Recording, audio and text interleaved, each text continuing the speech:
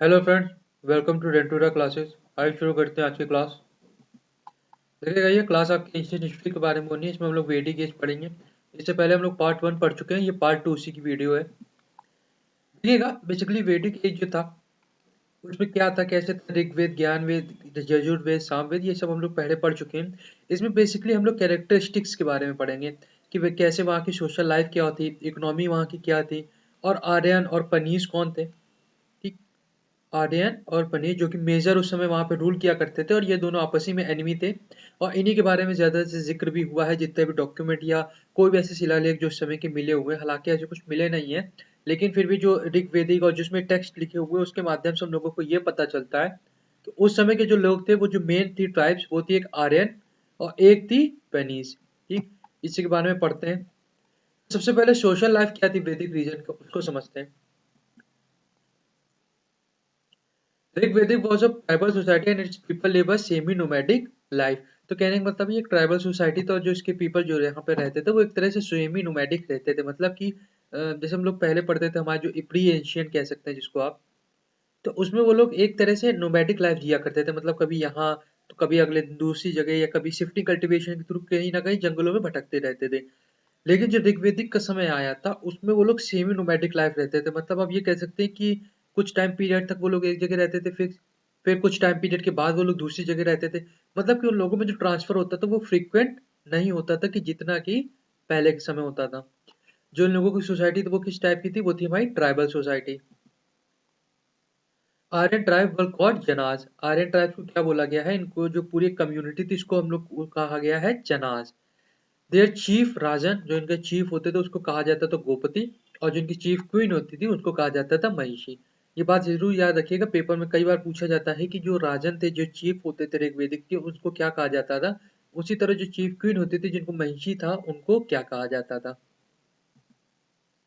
Jinnah's often had conflict with पनीस। मैंने आपको पहले बताया था दो ही मेन ट्राइब्स उस समय उभर के आती थी, मतलब जिनका ज्यादातर जिक्र है, वो है एक आर्यन और एक है पनीज। तो आर्यन की ज्यादातर लड़ाइयां जो हुई हैं वो पनीज से हुई हैं। क्यों हुई है उसको समझते हैं। Why Panis who used to hide the cattle of Aryan, क्योंकि ये जो इनकी कैटल होती थी, जैसे काउ हो गई, गोट हो गई, इन सबको ये लोग फॉरेस्ट में छुपा देते थे, and was thus deemed the enemies of Aryan.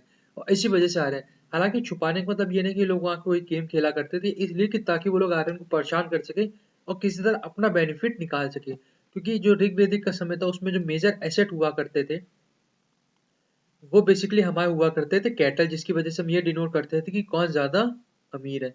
इस वजह से इन लोग आर्यन की कैटल छुपा दिया करते थे। In order to get their cattle back, the Vedic god Indra was invoked।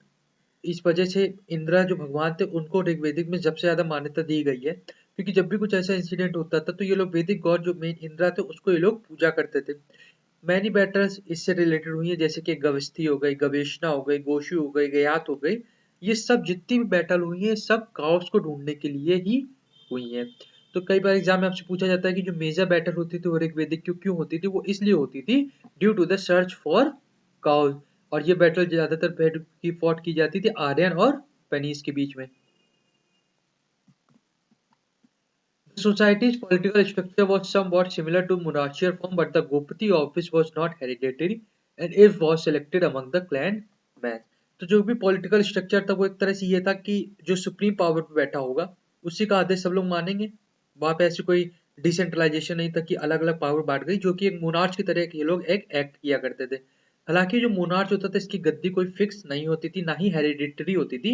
ये बेसिकली एक तरह से जो क्लैन थी, कहा जाता है ना कि ट्राइबल सोसाइटी में जो ये लोग अपना हेड चुनते हैं वो सबके मतों से चुनते हैं। तो उसी तरह जो ऋग्वेदिक का समय था उसमें ये लोग जो अपना मोनार्च चुनते थे वो लोग क्लैन जो होती थी उन्हीं में से आपस में सलाह मशवरा करके चुनते थे।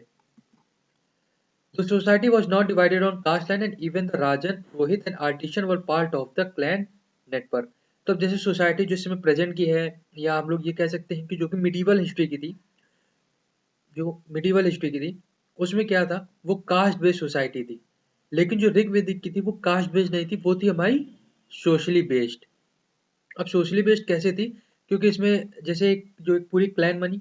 अब इस क्लैन में कुछ ग्रुप बांट दिए जाते थे जो कि पेंटर होते थे, कुछ ग्रुप बांट दिए जाते थे दो जो कि कपड़ों का काम किया करते थे, और कुछ ग्रुप बांट दिए जाते जो कि मर्चेंट। तो इस तरह से इसमें बाइफिकेशन हो रखा था।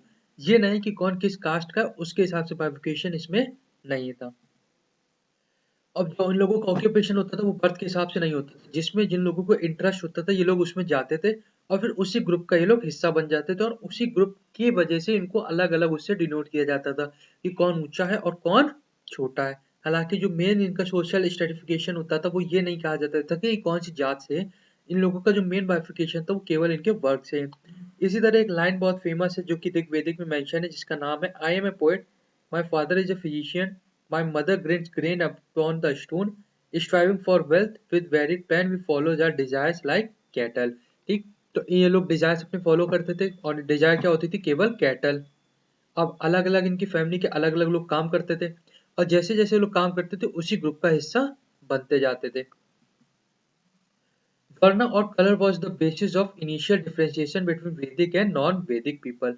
अब वैदिक और नॉन वैदिक में जो मेन डिफरेंशिएशन हुआ करता था वो हुआ करता था वर्ण और कलर का। ठीक, कलर से जैसे कि बेसिकली जो फेयर कलर होगा वो ऋग्वेदिक का पार्ट होता था और जो कि डार्क कॉम्प्लेक्शन होगा वो हमारा होगा नॉन वैदिक का। ठीक, तो इस तरह से बेसिकली ये जो मेजर इन लोगों में डिफरेंस होता था ऊंच नीच का वो ये होता था। बाकी जो सोसाइटी डिफरेंसेस होते थे वो केवल इसलिए होते थे कि कौन कैसा वर्क करता है। ठीक है, author of Rigvedic distinguish themselves from other group whom they call dasyus और दसास। अब जो ऋग्वेदिक थे वो अपोजिट ग्रुप से अपने आप को अलग कैसे करते थे, वो कहते थे कि वो लोग जो है वो है दस्युज। The Dasas was also referred as Ravrat, who do not obey the ordinance of the god, and Akrutu, those who do not perform sacrifices। तो दो नाम याद रखिएगा, एक एव्रत और एक क्रतु। इनका मतलब क्या होता था, जो एव्रत होता था उसका मतलब होता था गॉड, इसको आप व्रत से याद रख सकते हैं। और क्रतु का मतलब होता था जो कि सेक्रीफाइस परफॉर्म ना करे। तो बेसिकली जो ऋग्वेद थे जो अलग थे उनको एक तरह से नीचे दिखाने के लिए इन लोगों ने ये कहा था कि ये लोग ये चीजें नहीं करते, इस वजह से ये लोग ऋग्वेदिक के पार्ट नहीं है।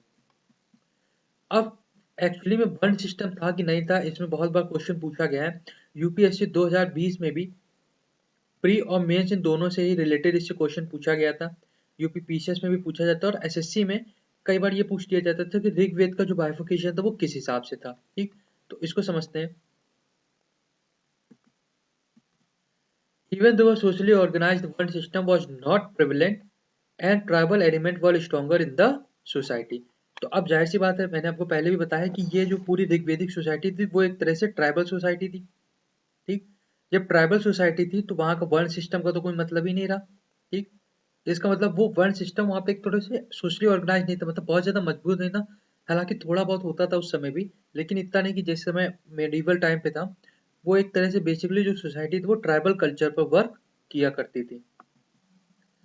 Rigvedic society can still not be considered as a totally egalitarian society as social stratification was based on the division of labor and gender। तो अब ऋग्वेदिक में जो बाइफिकेशन हुआ था वो वर्ण सिस्टम से नहीं हुआ था।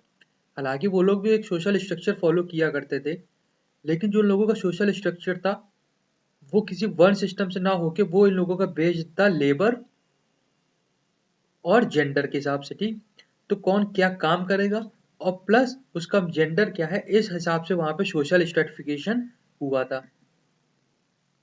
Only mention of the four one The only mention of the fourth one was found in the Purushikta hymn of the 10th mandal of Rig Ved, which makes one conclude that the one system was probably introduced। तो अब देखिए पूरे ऋग्वेदिक जो system था वहां पे केवल आपको बार बार, जैसे आप कोई भी बुक्स होगी उसमें ये मेंशन किया गया है कि सोशल कल्चर के हिसाब से पूरा जो ऋग्वेदिक की सोसाइटी थी वो बेच दी। हालांकि जो आखिरी ऋग्वेदिक था जो कि एंड हम लोग कह सकते हैं ऋग्वेदिक का था, तो उस ऋग्वेदिक के एंड में एक हिम है जिसका नाम है पुरुषयुक्ता हिम। उसमें ये चीज मेंशन की गई है कि वहां पे जो वर्ण सिस्टम था वो इंट्रोड्यूस्ड हो गया था ड्यू टू द एंड में ऋग्वेदिक के समय में। तो जो एंड हुआ था ऋग्वेदिक का उसमें धीरे धीरे एंड से थोड़ा पहले जो वर्ण सिस्टम इंट्रोड्यूस हो चुका था और धीरे धीरे सोसाइटी में अपनी पकड़ बना रहा था। However, the Rigvedic people were familiar with the slavery। वर्ण सिस्टम नहीं था लेकिन फिर भी इन लोगों ने स्लेवरी का कॉन्सेप्ट जो वो इन लोगों को मालूम था, उस समय स्लेवरी चला भी करती थी। All the social unit were based on brotherhood. और ये लोग एक तरह से भाईचारे की भावना से पूरी सोसाइटी इन लोगों की बेस्ड, इसी फीलिंग के साथ ये लोग रहते थे। अब वुमेन की पोजीशन क्या थी वहां पे, जैसे कि हम लोग मिडिवल में पढ़ते काफी बुरी थी, फिर उसके बाद अरब आए उन लोगों ने और इन लोगों की स्थिति का खराब कर दी। तो जो ऋग्वेदिक था उस समय वुमेन का स्टेटस क्या था उसको समझते हैं। In the Rigvedic no desire is express for daughters. अब ऋग्वेदिक तो और पुराना समय हो गया, तो वहां पे और बुरी चीज स्थिति होगी। तो उस समय भी कहा गया है कि ऋग्वेदिक के समय में ये चीज मेंशन की गई है कि वहां पे डॉटर्स को लोग नहीं चाहते थे कि डॉटर इन लोगों के घर पर आए। To the desire for children and cattle is recurrent theme in the hymns. हालांकि सब लोग चाहते थे चिल्ड्रन आए, लेकिन कोई ये नहीं चाहता था कि डॉटर्स आए। इस बात को कहीं भी एक्सप्रेस नहीं किया गया है। तो जाहिर सी बात है चिल्ड्रन कौन हुए, ये हो गए आपके boys. Society was patriarchal in nature, मतलब जो मेजर मेल होगा वो इस पूरी सोसाइटी का लीड होते थे।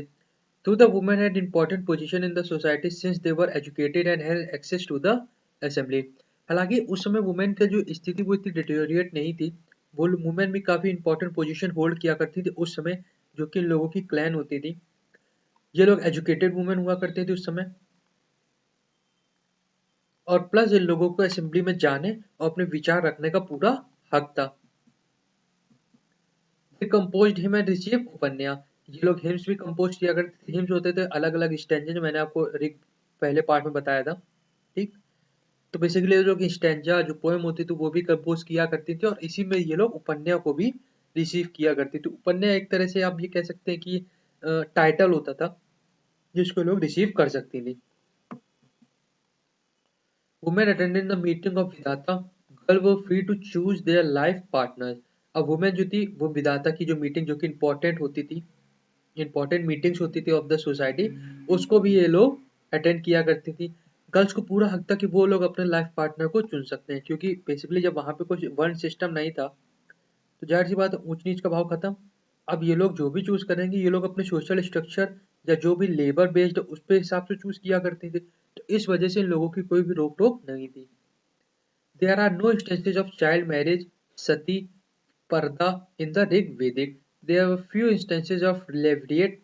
लेवरिएट मतलब होता है कि जब आपका जो हस्बैंड का यंगर ब्रदर है वो आपसे शादी कर लेता है, एक वुमेन से शादी कर लेता था जब उसके हस्बैंड की डेथ हो जाती थी, और विंडो रीमैरिज। तो हालांकि ऐसे कोई भी इंस्टेंसेस जैसे कि चाइल्ड मैरिज हो गया, सती हो गया, पर्दा हो गया, ये सब वहां पे मेंशन नहीं है। कुछ जो कि एक ऑर्थोडॉक्स टाइप की चीजें मेंशन है, जैसे कि आपका लेवरिएट हो गया और विडो रीमैरिज हो गया। तो इस तरीके की चीजें उस समय हालांकि मेंशन है वहां पर, लेकिन इस तरह की कोई भी चीजें नहीं मेंशन है जैसे कि चाइल्ड मैरिज, सती और पर्दा system. Marriage was usually monogamous, though same reference to polygamy and polyandry was also found in the Rigvedic. एक शादी की बात ज्यादातर मेंशन है ऋग्वेदिक टाइम में, लेकिन कुछ कुछ इंसिडेंट ऐसे हैं जिसमें पॉलीगिनी और पॉलीएंड्री काफी चीजें मैं मतलब मेंशन है। मतलब पॉलीगिनी मतलब कि एक लेडीज भी कई शादी करती थी और एक मेल भी। तो ये तो पूरा आपका वुमेन स्टेटस कैसा था ऋग्वेदिक में। अब ऋग्वेदिक सोसाइटी एक तरह से बेस्ड किस पे थी उसको समझते हैं, लेकिन उससे पहले समझ लीजिएगा, इससे पहले अभी हम लोगों ने वुमेन प्लस सोसाइटी के बारे में जो चीज पढ़ी, अब ये चीज आप कहीं भी एक तरह से पूरी आपको ओवरव्यू बता दिया गया है कि ऋग्वेदिक के समय में कैसा था। अब इससे रिलेटेड आपको केवल क्वेश्चंस करने हैं, कोई भी बुक या किसी भी किताब या किसी भी नोट से कोई पढ़ने की आपको जरूरत नहीं है। There is no mention of any of it.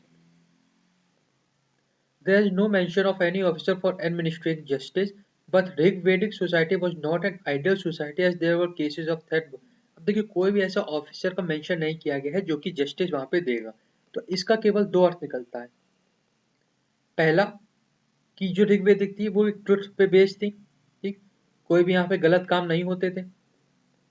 या तो दूसरी ये चीज मेंशन हो सकती है कि यदि कोई भी ऐसा होता था तो बहुत ही हार्ड पनिशमेंट दी जाती थी, इस वजह से ऐसा नहीं होता था। ठीक, तो इस वजह से हम लोग ये कह सकते हैं कि वहां पे कोई भी जस्टिस था उसको ये चीज मेंशन नहीं की गई है। हालांकि ऋग्वेदिक में ये कहा जा सकता है कि वो एक आइडियल सोसाइटी नहीं थी, मतलब ये सारी चीजें वहां पे होती थी, क्योंकि वहां पे कुछ केसेस थेफ्ट और बर्गरी के भी मेंशन है। तो हालांकि वहां पे हो सकता है उन लोगों ने ऐसे कोई इसको स्पेशली मेंशन ना किया होगा, लेकिन ये नहीं है, इस वजह से हम लोग ये नहीं कह सकते कि जो ऋग्वेदिक है वो एक आइडियल सोसाइटी है। Military technique was much advance as they process chariot driven by horses. अब यहाँ की जो मिलिट्री टेक्निक थी वो एडवांस थी, क्योंकि जो रथ होते थे, ठीक, जिसको सारथी चलाता था, वो यहाँ पे मेंशन हुए। The Aryan were engage in two types of battle. अब जो आर्यन थे उस समय के, जो कि मेन पूरा ऋग्वेदिक सोसाइटी के थे, वो लोगों को दो टाइप्स ऑफ बैटल के बारे में ज्यादातर ये लोग इंडल्ज रहते थे। पहला विद प्री आर्यन, जो कि प्रोबेबली जिसको दशयाज और दशयुज कहा गया, मैंने आपको पहले बताया, या फिर अमंग देमसेल्फ, मतलब रीजनल वाइज और प्लस रिलीजन वाइज, दोनों ही तरह से ये लोग युद्ध लड़ते थे। ठीक, रिलीजन वाइज किससे लड़ते थे? तो ये लोग लड़ते थे प्री आर्यन से, जिसको हम लोग दशाज और दशयुज कहते हैं, और प्लस जो रीजन वाइज होता था, ये वो लोग आपस में लड़ते थे। Some of the important functionaries of Rig Vedic society आज पुरोहित जो कि प्रीस्ट होते थे, सेनानी जो कि लीडर ऑफ एन आर्मी, ग्रामीणी जो कि लीडर ऑफ विलेज होते थे। सम इम्पोर्टेंट ट्राइबल असेंबलीज जो थी इस समय की, सभा जो कि स्मॉलर बॉडी होती थी, मेंट फॉर इलाइट्स, मतलब कि जो अच्छे लोग, जो उस समय ऊंचे लोग होते थे, वो इस सभा को जनरली अटेंड किया करते थे। विधाता जो कि एक ट्राइबल असेंबली होती थी हमारी, यहाँ पे सब लोग आते थे, अपने विचार देते थे।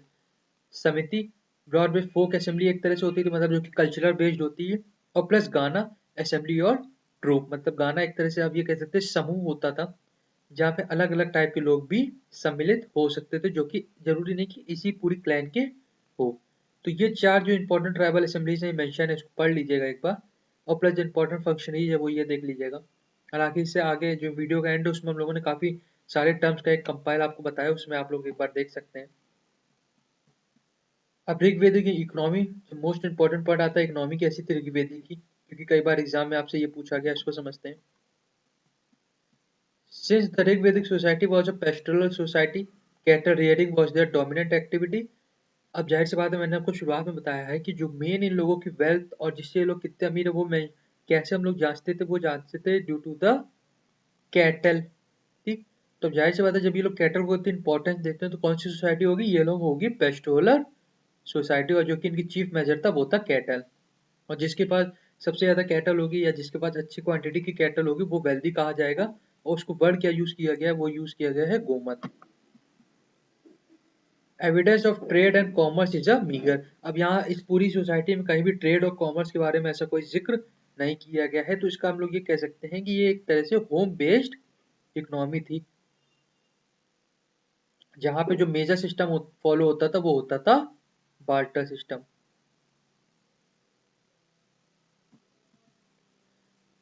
There was no concept of private property based on land ownership. कोई भी प्राइवेट प्रॉपर्टी उस समय मेंशन नहीं की गई थी, जो कि लैंड ओनरशिप बेसिकली कही जाती थी। केवल जो क्लैन का सुप्रीम पावर था वही इस पूरी सोसाइटी की जो लैंड है उसको मैनेज करता था, और इसी पूरी सोसाइटी का उसको हेड कहा जाता था। The unit of currency was Nishka. अब जो यूनिट होती थी जो उस समय चलती थी उसको क्या कहा गया? उसको कहा गया निष्का। ये बहुत इंपॉर्टेंट पॉइंट है, आपको जल्दी कहीं नहीं मिलेगा, इसको एक बार देख लीजिएगा। निष्का यूनिट ऑफ करेंसी थी जो कि उस समय ऋग्वेदिक में चलती थी, which was made of gold, जो कि गोल्ड की इस तरह से होती थी, ये देख लीजिएगा। ठीक, इसको कहा जाता था Nishka. Barter was the model of exchange and cow was an important unit of value. और ये मैंने आपको शुरुआत में भी बताया था इसी पॉइंट पे कि बार्टर सिस्टम जो था वो यहाँ पे मेजर था। ठीक, तो यूनिट ऑफ करेंसी वो थी किस तरह से? वो थी Nishka. There was no regular revenue system and the kingdom was maintained by the voluntary tribe बाली। अब देखिए कोई भी रेगुलर रिवेन्यू सिस्टम नहीं था, जैसे कि हम लोग मिडीवल में कहते थे कि सरकार जो किंग होता था वो इन लोगों से बाउंड्री लेता था, या ये कह सकते हैं कि वो लोग इन लोगों से टैक्स लेता था। लेकिन ऋग्वेद में इस तरह की चीजें कोई नहीं थी, केवल वॉलेंट्री ट्रिब्यूट हुआ करता था, जिसको हम लोग कहते थे बाली। उस समय के लोग बाली कहते थे, जिसको वॉलेंट्री ट्रिब्यूट का नाम दिया गया है, of subject and boundary von in battle, मतलब जो बाउंड्री ये लोग युद्ध में जीते और प्लस वॉलेंट्री ट्रिब्यूट जो इनको मिली, उसी से पूरा रिवेन्यू सिस्टम इन लोगों का चलता था, और जो कि डेवलपमेंट के कार्य होते थे उसका जो खर्चा होता था वो यहीं से आता था। Gift exchange and redistribution had an important economic role in the Rigvedic society. अब गिफ्ट एक्सचेंज और रीडिस्ट्रीब्यूशन मतलब उसी गिफ्ट को कहीं बांटना है, क्या करना है, उसी सब से पूरी एक तरह से सोसाइटी बेच दी। तो हम ये कह सकते हैं कि कोई भी मेजर, एक तरह से हम लोग इसको बिजनेस सोसाइटी नहीं कह सकते, क्योंकि ना ही ऐसा कोई मेजर ट्रेड इसमें मेंशन है, ना ही इसमें कोई ऐसा मेजर कॉमर्स के बारे में मेंशन है, ना ही इंपोर्ट एक्सपोर्ट इस तरह की कोई भी चीज ऋग्वेदिक सोसाइटी में मेंशन नहीं है। ठीक? तो इस वजह से हम लोग कह सकते हैं कि जो ऋग्वेदिक इकोनॉमी थी वो एक तरह से होम बेस्ड इकोनॉमी थी, बार्टर सिस्टम पे चलती थी, और जो कि मेजर इन लोगों का वेल्थ मेजर होता था वो होता था due to the cattle quantity, और जो वेल्दी मैन होता था उसको हम लोग क्या कहते थे? उसको कहते थे गोमत। तो ये था पूरा इकोनॉमी के बारे में, आपको ऋग्वेदिक की इकोनॉमी कैसी थी। Apart from economic goods, this also include the exchange of other things such as women, courtesies, hospitality and military assistance. तो इकोनॉमिक गुड्स के साथ साथ और क्या चीजें मेंशन मतलब जो इंक्लूड एक्सचेंज होती थी वो होती थी हॉस्पिटैलिटी, मिलिट्री, वुमेन और courtesies। अब प्रीस्ट को क्या जैसे प्रीस्ट की वैल्यू ऋग्वेदिक से लेके मिडिवल टाइम तक ये काफी अवेलेबल की रही है। तो जो प्रीस्ट होते थे उन लोगों को वो लोग कैसे अपनी इनकम रिसीव करते थे, वो करते थे दान, मतलब जो कि उनको गिफ्ट के थ्रू मिलते थे। और प्लस दक्षिणा जो कि सेक्रीफाइस है, मतलब जैसे जब भी कोई पूजा पाठ करवाए या किसी मंदिर में पूजा कर रहे हैं तो जो उनको दक्षिणा दी जाती थी उसके इन दोनों की वजह से इनका घर चलता था। ठीक। शिफ्टिंग एक जाहिर सी बात है, जब ये लोग पेस्टोरल सोसाइटी तो ये लोग एग्रीकल्चर बेस्ड होगी और उस समय पूरा फॉरेस्ट था। तो ये लोग जो फॉलो करते थे एग्रीकल्चर उसको शिफ्टिंग एग्रीकल्चर कहा गया है। चलते चलते जाते थे, पेड़ को काटते थे, लैंड क्लियर करते थे और फिर खेती उगाते थे। फिर जब वो उससे ले लेते थे फिर वो और आगे चल के और फॉरेस्ट को काटते थे।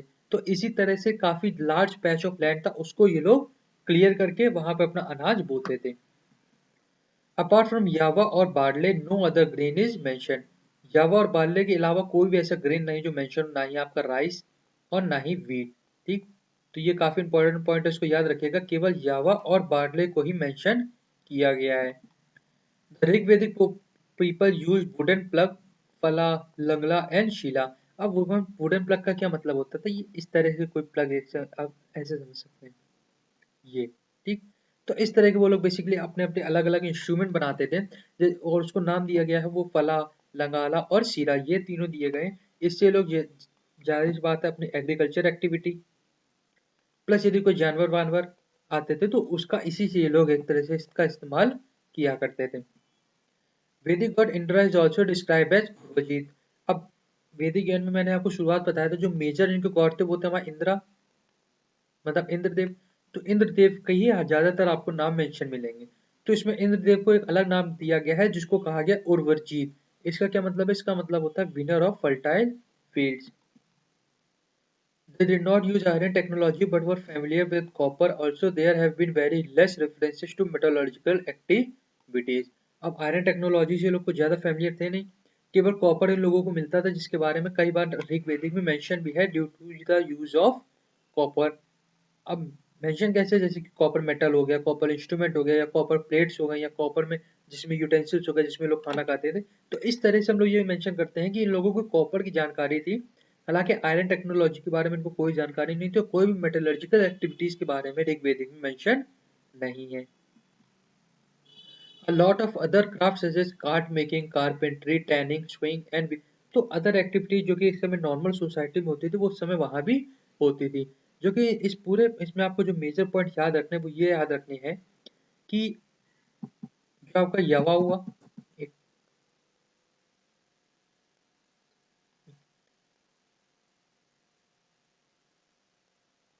यवा हुआ प्लस बार्ले हुआ, केवल ये दोनों चीजें ये लोग खाते थे और किसी के बारे में मेंशन नहीं है। दूसरा, कॉपर के बारे में इनको जानकारी थी लेकिन ये लोग आयरन टेक्नोलॉजी से रिलेटेड इनको कोई भी जानकारी नहीं थी। शिफ्टिंग कल्टीवेचर शिफ्टिंग कल्टीवेशन पे ये लोग काम किया करते थे। ठीक। और तीसरी चीज जो सोसाइटी थी वो थी पेस्टोरलिस्ट। ठीक। तो केवल ये पॉइंट आपको इस पूरे ऋग्वेदिक की इकोनॉमी में याद रखने हैं कि वो लोग पेस्टोरलिस्ट थे, जवा और बॉर्डले उगाते थे, कॉपर की जानकारी थी और शिफ्टिंग कल्टीवेशन को वो लोग फॉलो करते थे। और जो इनका पूरा इकोनॉमिक सिस्टम था वो किस पे बेस्ड था, वो था बार्टर सिस्टम पर। ठीक। तो ये मेजर पॉइंट है वो आपको इस पूरे इकोनॉमी में याद रखने हैं। इसके अलावा आपको किसी भी इकोनॉमी का पॉइंट जो है इसमें देख लीजिएगा, जाहिर सी बात है जब पढ़ाए तो देखेंगे, लेकिन कोई ऐसा मेजर पॉइंट नहीं जो आपको याद रखना होगा। Chariot racing and die gambling were popular pastimes. अब जाहिर सी बात है पूरे टाइम ये लोग काम तो करेंगे नहीं, तो उस समय जो मतलब बहुत बड़े पैमाने पे जो लोगों का पास टाइम होता था वो होता था चैरियट रेसिंग, मतलब रथ का जो रेस होती थी, और प्लस डाइस गैम्बलिंग। ठीक। डाइस गैम्बलिंग जो जिससे मेन पूरा कुरुक्षेत्र का युद्ध लड़ा गया था वो एक तरह से डाइस गैम्बलिंग कहा गया है इसे। अब ऋग्वेदिक का रिलीजन कैसा था उसको समझते हैं। There was neither temple nor idol worship in the early Vedic age। अब ऐसी कोई भी चीज मेंशन नहीं है जिसमें ये कहा गया है कि जो टेम्पल या आइडल वर्शिप वहां पे फॉलो की जाती थी। Rigveda reflect naturalistic polytheism as they venerated natural forces like wind, rain and thunder. तो देखिएगा जो ऋग्वेदिक का रिलीजन था वो किसी भी भगवान या किसी भी गुरु या किसी भी अदर चीज पे बेस्ड नहीं था। मतलब कि जैसे हम लोग आज देखते हैं कि यदि कोई पत्थर पूजा कर रहा है या उसमें कोई अजीब सी आकृति टाइप की, तो हम लोग उसकी पूजा करने लगते हैं, ऐसा नहीं है। ऋग्वेदिक में ना ही किसी भगवान का जिक्र था, ना ही कोई ऐसे गुरु का जिक्र था, और ना ही किसी स्टोन को ये लोग पूछते थे। जिस चीज को ये लोग पूछते थे वो पूछते थे जो कि इनके रियल बेस्ड फोर्सेज होती थी। अब ये फोर्सेस क्या होती थी? ये होती थी हमारी विंड, रेन, वाटर, थंडर, क्योंकि अल्टीमेटली यही सब चीजें जो हैं ये इन लोगों को वेल्थ देती थी, और इन लोगों की जो सोसाइटी थी उसको रनिंग करने में हेल्प करती थी। तो इस वजह से ये उन चीजों को पूछते थे जो कि एक तरह से नेचुरल फोर्सेज हैं। Very few temples divinities were venerated, they generally worship in the open through यज्ञ। अब ऐसा कोई भी मंदिर या किसी भी बारे में इसकी कोई जानकारी यहाँ पे नहीं मिलती है। जो भी भगवान से इन लोगों का मतलब जो भी भगवान को लोग पूछते थे वो केवल यज्ञ जो यज्ञ होते थे उसके थ्रू इन लोगों को पूजा करते थे, और ये एक तरह से ओपन एयर में होते थे। Vedic text refers to meat eating and also the sacrifices killing of animal except the cow which was considered as अघन्य। तो हर तरीके की चीजें मेंशन है, ये लोग नॉन वेजिटेरियन भी थी, एनिमल्स को काट के खाते भी थे। केवल काव का जो उसको मेंशन किया गया है कि काव को जो वर्ड यूज किया गया अघन्य, मतलब कि इनको मानना अपराध है और इनको नहीं मानना है, मतलब होता था not to be killed. A peculiar case of henotheism or Cathonism is found in Rigvedic religion। ठीक, तो हेथोनिज्म और प्लस कैथोनिज्म इस तरह के जो एक दो केसेस मतलब कुछ पाइनियर टाइप के आप कह सकते हैं वो यहाँ पे मेंशन है। मेन गॉड इनके मेंशन है वो है इंद्र, जिसके बारे में मैंने आपको अपनी वीडियो में भी जिक्र किया है कि जो मेजर गॉड थे वो उस समय इंद्र कहे जाते थे, ग्रेटेस्ट गॉड थे इन लोगों के। 250 हिम्स जो कि ऋग्वेदिक और प्लस जितने भी वैदिक पीरियड है जिसमें मेंशन है उसमें टोटल से 250 हिम्स जो है वो इंद्र से रिलेटेड है। इनको पुरंदर कहा जाता था, ब्रेकर ऑफ फोर्स, भागवान कहा जाता था, और प्लस व्रत रहन कहा जाता था, मतलब श्रेयर ऑफ व्रत और शौच, मतलब इनके लिए व्रत रखे जाते थे। दूसरा जो सबसे मेजर इंपॉर्टेंट नाम उभर के आता है वो आता है अग्नि। ये दूसरे सबसे ज्यादा इंपॉर्टेंट थे, इनको गॉड ऑफ फायर कहा जाता था। जैसे इंद्रा में 250 हिम्स है उसी तरह अग्नि में 200 हिम्स इनसे रिलेटेड मेंशन है वैदिक में। Son of earth and heaven, अब इनको son of earth plus heaven कहा जाता था, इंटरमीडिएट ही होती थी गॉड और मैन में, मतलब जब भी यज्ञ होगा तो इनकी उपस्थिति अनिवार्य है। इसी वजह से ये लोग जो ऋग वेदी के टाइम थे वो लोग कहते थे कि अग्नि के थ्रू ही हम लोग गॉड से कनेक्ट हो सकते हैं। वरुण मतलब कि एयर। ठीक, थर्ड मोस्ट इंपॉर्टेंट गॉड, इनको थर्ड ये सबसे तीसरे सबसे ज्यादा इंपॉर्टेंट गॉड थे। पर्सनलाइज वाटर से इनका रिलेटेड की भी कहा गया है इन्हें। Looked after return the cosmic order, authentically the highest at all Rig Vedic god. अब एथिकली अगर यदि आप देखें तो वरुणा का जो था वो सबसे ज्यादा ऊपर इन लोगों को भगवान को माना गया है ड्यू टू द एयर। ठीक, क्योंकि एयर नहीं होगी तो यहाँ पे सोसाइटी मतलब सोसाइटी बेस्ड हो ही नहीं पाएगी, ड्यू टू द मतलब सब लोग खत्म हो जाएंगे। तो इस वजह से एथिकली जो है वरुण सबसे ऊपर दर्जे पे होने चाहिए थे, ताकि ऋग्वेदिक में इंद्र, अग्नि और फिर वरुण का दर्जा दिया गया है। सोम,